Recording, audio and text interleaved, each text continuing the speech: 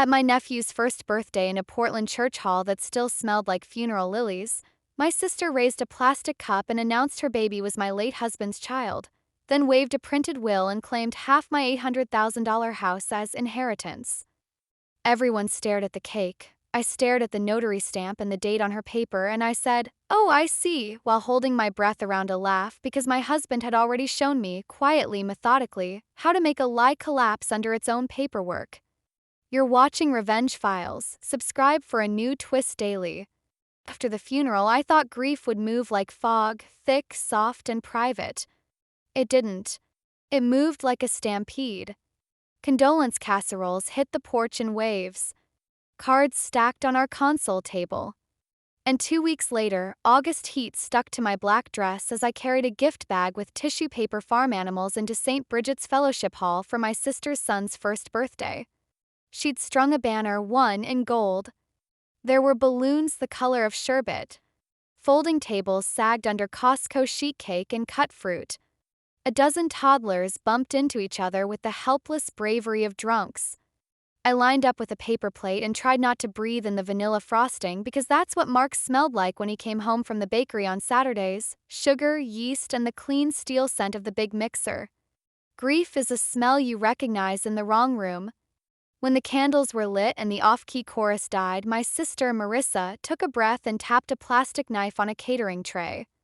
"I have news," she said. She held her son on one hip. He wore a crown that slid over one eyebrow. "My son is Mark's child." Eyes swung toward me. The room tilted. "So as inheritance," she said, sweet as a receipt, "I'll take half of your $800,000 house." She straightened a stapled packet. "And this is his will." People don't look at you when they think you're about to break. They look near you. At the floor. The frosting roses. I didn't break. I watched her paper. The font was wrong.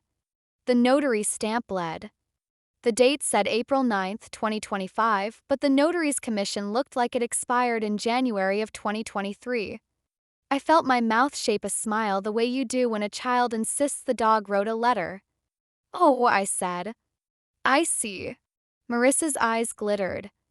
"I didn't want to tell you at the funeral." That was thoughtful. I set my plate down. Cake's sugared surface shimmered under fluorescence. She tried again. "It's time to do the right thing." I looked at her boy. His eyelashes were ridiculous, a full fringe. He smeared cake on his nose and laughed. He had nothing to do with any of this. That mattered to me, even as the floor felt rubbery. My house on Northeast 47th had cedar siding Mark and I sanded by hand. Kitchen we gutted together. The black walnut slab we'd turned into a table. Half of that wasn't a number. It was oxygen. "Email me a PDF," I said. "I'll take a careful look." "You don't need a lawyer," she said. "It's obvious." "Then nothing I do will change the truth," I said. "Right?" I had already decided I would not argue in front of a cake. But then she leaned closer, the baby on her hip, and whispered, "He told me he'd fix it, Claire." "He promised." She squeezed my forearm. "Don't fight me." She wanted the flinch. I gave her nothing. 'Cause while Mark and I never had children, we did have a safe deposit box, a binder, and a plan. He and I sat with an estate attorney last March when he could still make bitter jokes about chemo and the taste of pennies in his mouth. He had pressed my hand and said, "If love is paperwork, we're going to drown them in it." I went home that afternoon with balloons bobbing in my rearview mirror, the gold one bouncing like a taunt. I put the gift bag on our table. I took off my shoes. Then I pulled down the black binder he labeled with a label maker like he labeled the flower bins: Ellison Family Revocable Trust. Inside, a certification of trust, a pour-over will, a durable power of attorney, healthcare directives, beneficiary designations, and in a clear sleeve, a recorded deed transferring title of the house from us as individuals to the Ellison Family Revocable Trust, dated March 12, 2024, file stamped by the Multnomah County Recorder. I ran my thumb over the faint, oily impression of the clerk's stamp. My name as successor trustee sat under Mark's signature. One problem: grief makes you doubt what you know. I needed to see it in the county's system, not just on paper. First thing Monday morning, I parked at the Multnomah County office downtown and rode the elevator with a man who smelled like wet wool. Clerk behind the glass had a bowl of mints and a heartbreak-proof voice. Recording or research? Research, I said. Trust deed. She typed. I spelled my last name again. She turned the screen so I could see. There it was. Instrument number, book and page, March 12, 2024. Transfer to the trust. I took a screenshot. I paid for certified copies. The receipt slid toward me like a lifeline. Except when I got back to my car, I had a new email from Marissa with the subject line, "Will, read now." PDF loaded. The letterhead said, Maple and Klein LLP. The font pretended to be serif. The notary stamp belonged to someone named Candace T., with a commission number that looked like a phone number. The signature on the last page was a jittery version of Mark's looped E, like someone had watched him sign once and practiced in pen. I googled Maple and Klein. The firm's website returned a 404. The Wayback Machine said the partners dissolved 3 years ago. I pulled up the Oregon Secretary of State's notary database and typed in Candace T. Commission number in the database didn't match the one on the stamp in the PDF, and the expiration dates disagreed by 2 years. I took screenshots. I made a folder on my desktop, 01 claim. I could have called Marissa. I didn't. Instead, I texted, received. I'll get back to you by Friday. She replied with a thumbs up, and 30 minutes later, a group text to our cousins. Finally getting justice for my son. Hard times turn us honest. The performance was part of her plan. Antagonize me in public. Make me defensive. Nudge me into mistakes. I wouldn't give her that. I scheduled with an estate attorney Mark trusted, Janet Wu in the Pearl District, and wrote the check for the $8,200 retainer with a hand that felt both too heavy and too light. Janet's office had glass walls and a view of the Willamette. She listened without blinking, then walked me through the plan like a weather report. Your house is not in probate, she said, tapping the trust deed. It's in your revocable trust. As successor trustee, you control it. A will cannot give away what a person no longer owns. So her will, even if authentic, it would not control the trust property, Janet said. And this is not authentic. She zoomed in on the notary stamp in the PDF. Also, look. She pointed to the smudged circle. That's a font file someone used to fake a seal. And the commission date is bad. She said the baby is Mark's. Janet nodded once, slow. Even if true, a non-marital child might have a claim against the probate estate, but not against trust assets. And even then, she'd have to prove paternity. It's not the opener she thinks it is. I told Janet about the night in 2021 when we bought popsicles from a gas station at midnight and Mark made me laugh in a fluorescent aisle while he joked about his post-chemo urologist, the man who stares at my future through a microscope. Through chemo, he'd had a vasectomy. 2 follow-up semen analyses showed 0 sperm. We marked the zeros on the calendar like quiet fireworks. Janet's pen paused. Do you have records? I have everything, I said. It wasn't bravado. It was the one gift grief had given me, a fury that sorted paper.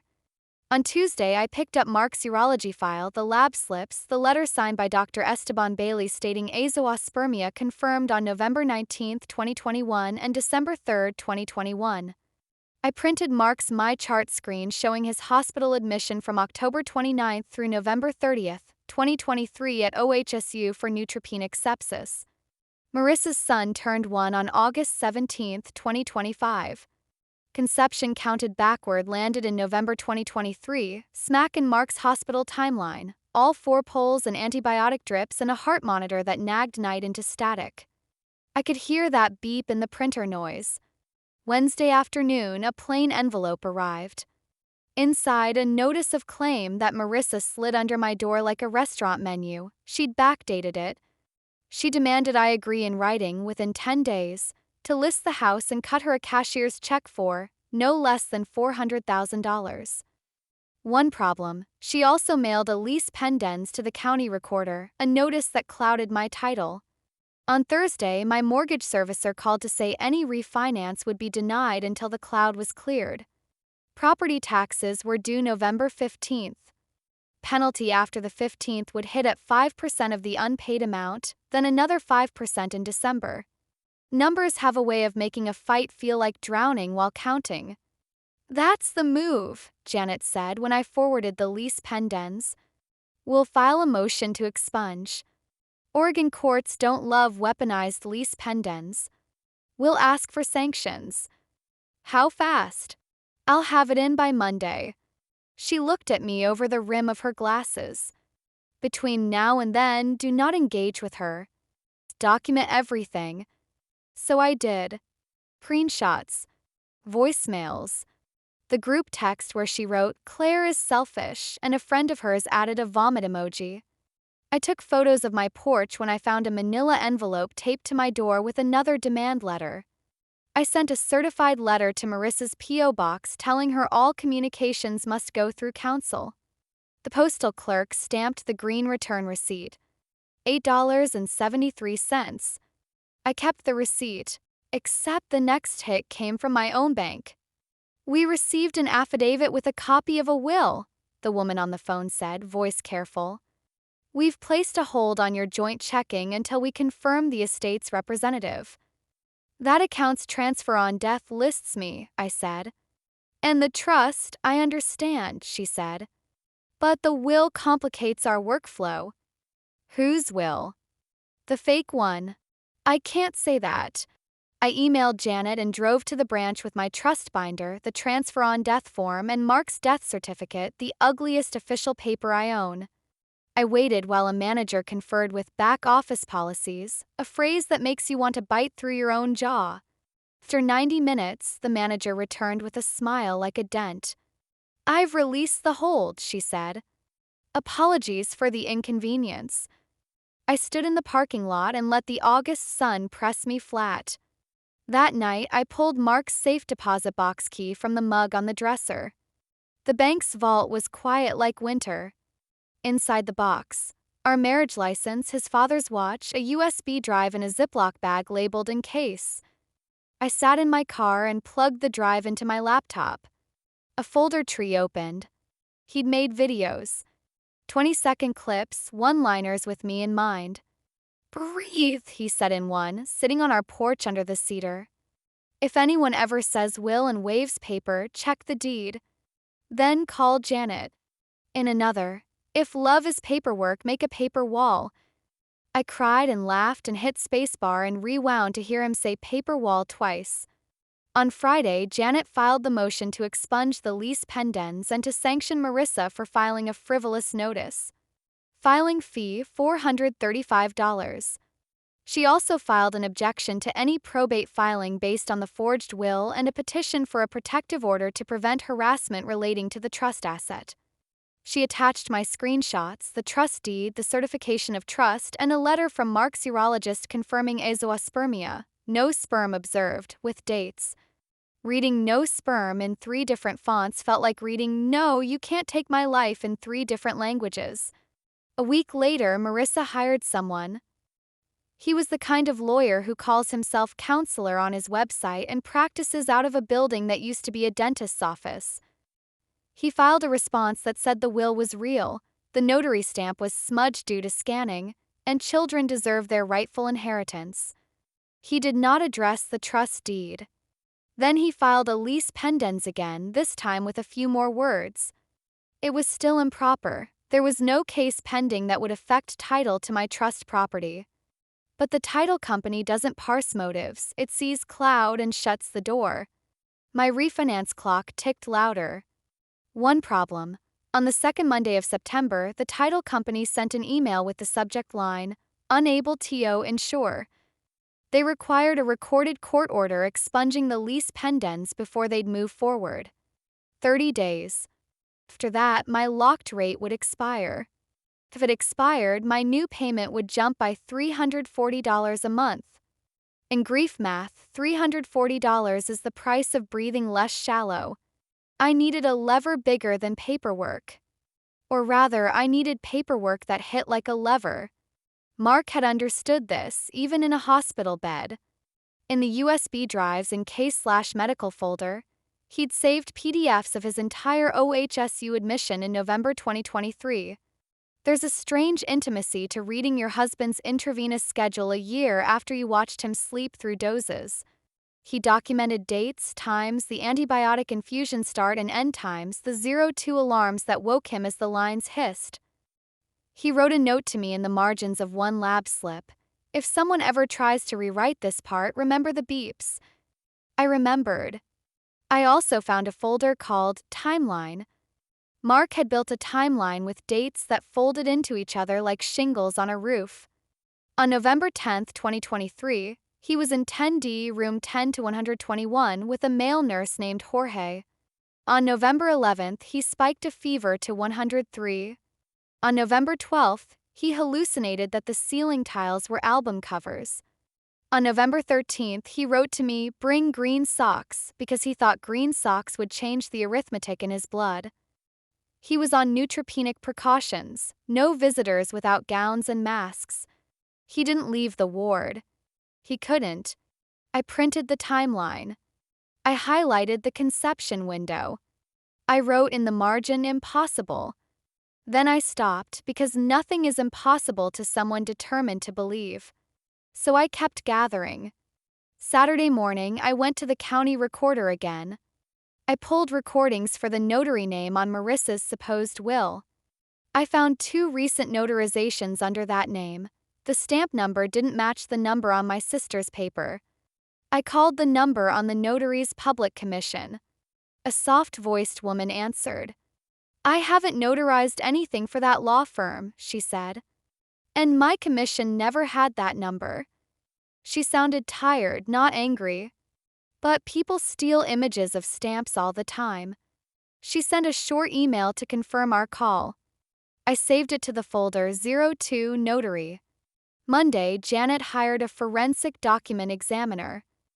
He took one look and reported the signature on the will was simulated by tracing or by freehand copying, noting point-by-point mismatches in stroke pressure and the inconsistent angle of the E and the loop closure on the N. He circled the pixel halo around the notary stamp, copy artifacts. We set a hearing date for the motion to expunge October 2nd. Janet told me to wear something that made me feel like I could hold my head up in photographs. I picked a navy dress Mark loved and boots that said no one would push me across a tile floor. The night before the hearing, Marissa sent one more text. "Last chance to be decent," she wrote. I typed and erased 3 answers. I left it on read. The courthouse, fluorescent lights discovered new places to hate you. Probate calendar moved like glue. Cases ahead of us dissolved into continuances. When it was our turn, the judge, short, direct, a woman with reading glasses halfway down her nose, looked at our stack of exhibits and then at Marissa, who'd put on grief the way some people put on a hat. Her lawyer stood, front teeth a little too square. Janet opened with the trust deed. "Your Honor, Ms. Ellison is the successor trustee of the Ellison Family Revocable Trust. The lease pendants filed by Ms. Carver," she nodded at my sister, "references a will that does not control this trust asset." The judge flipped to the deed and nodded at the recording stamp. "This is recorded," she said more to herself than to us. Janet continued. "The lease pendens is improper on its face. There is no pending action affecting title to the trust property. It is, we submit, a pressure tactic." Marissa's lawyer said children deserved their day, that biology was sacred, that we all know what happens in marriages. He smiled like he'd made a point that couldn't be answered. Janet didn't flinch. She held up the urologist's letter.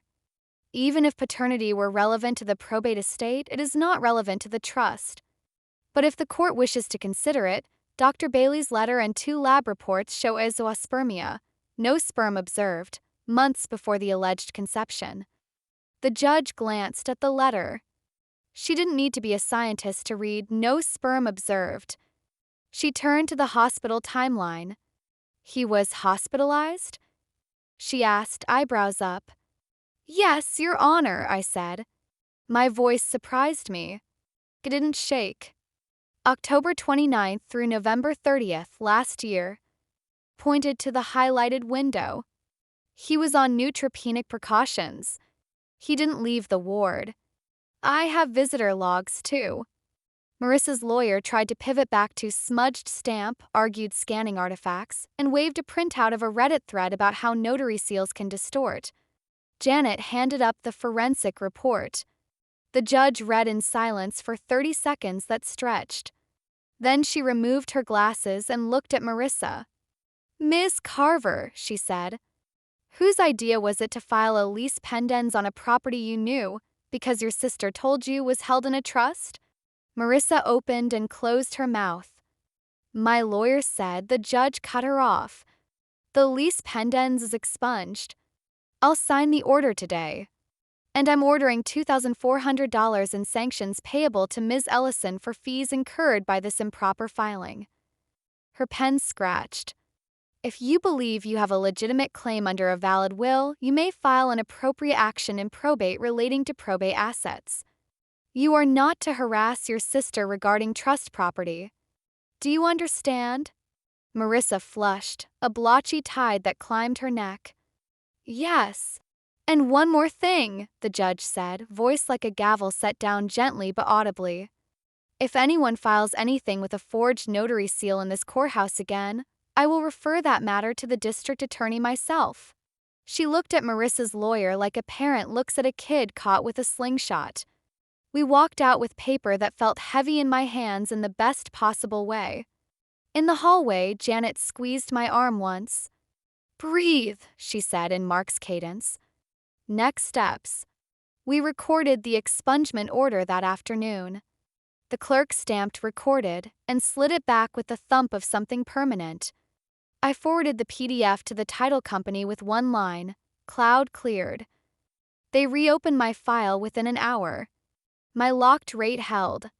I mailed my property tax check on October 10th, well before the 15th. No penalty. I slept a full night for the first time since the hospice nurse folded Mark's blanket. Except Marissa didn't quit. The following week, a police officer knocked at my door because someone had reported elder financial abuse of me. My own financial abuse of me. He stood on the porch and tried not to look embarrassed. I showed him the court order and the trust binder. He took notes and apologized. I pictured Marissa dialing numbers like she was ordering takeout. Try enough places and someone will deliver.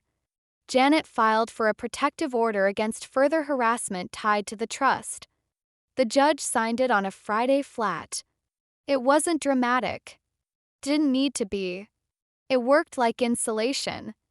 The next day, I repotted the rosemary by the porch steps and realized it was the first thing I'd done that week that didn't involve a stamp. Then a letter arrived from the Oregon Department of Justice. A referral had been made regarding a potentially forged notary seal. The letter asked for copies of what I had. I sent the packet. 2 weeks later, the notary whose name had been used called me.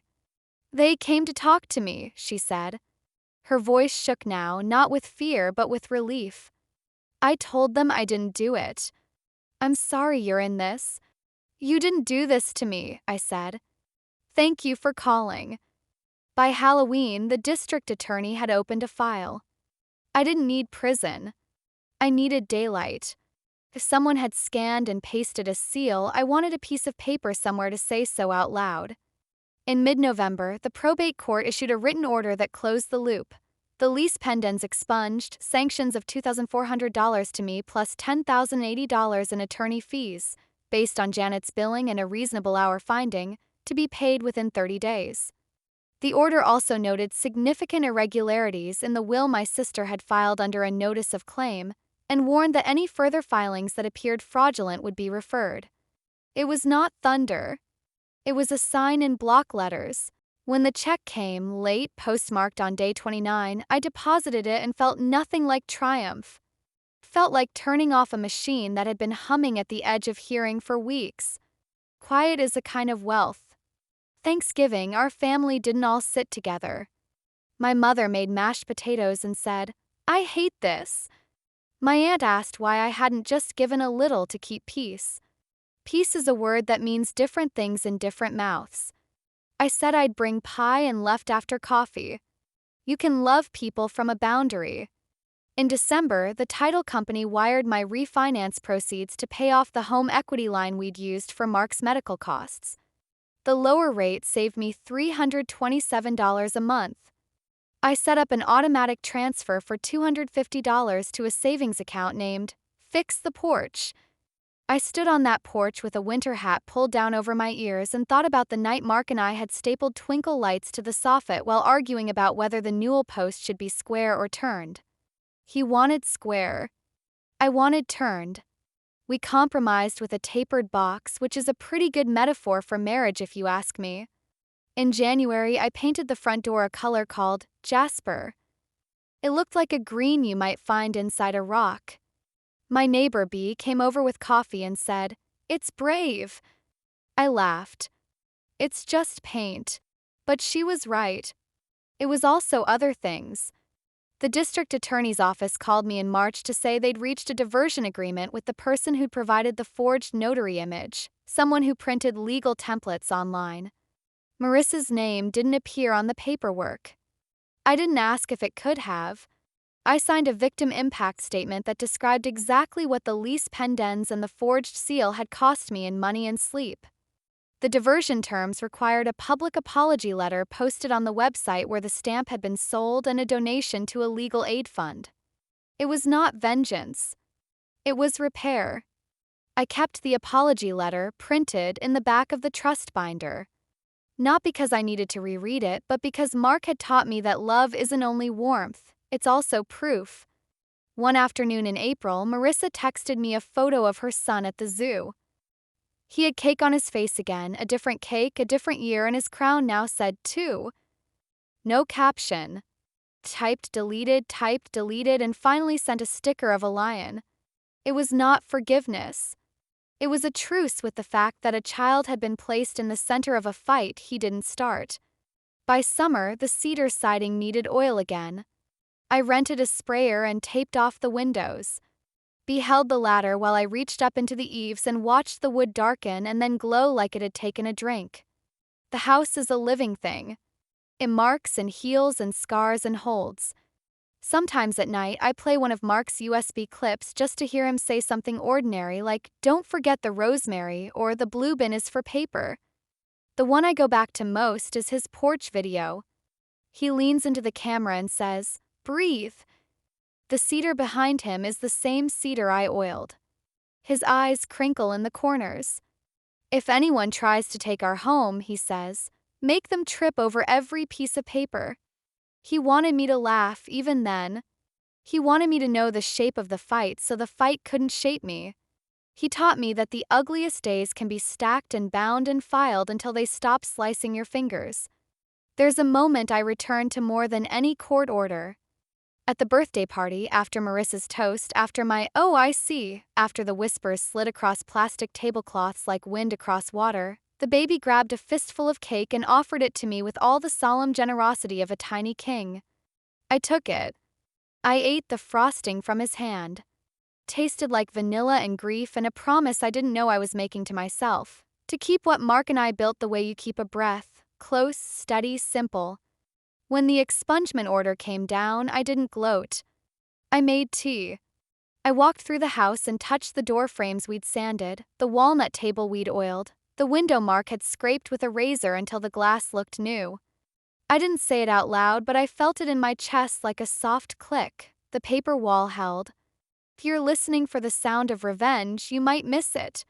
It's not a slam. It's a stamp. It's the clerk sliding your order back with a thump that says, in a language only the tired understand, "Recorded."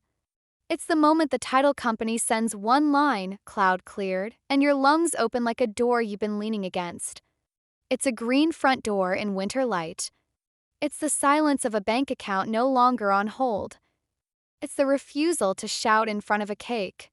Sometimes I stand on the porch at dusk and think about how the story started with candles for a baby and ended with my hand on a wall that stayed mine. It is not how I would have written the world. It is how I kept my corner of it. And when I blow out the match after lighting a single candle on my kitchen counter, nothing fancy, just a small tea light in my quiet house, I hear Mark's voice like a smile. Breathe.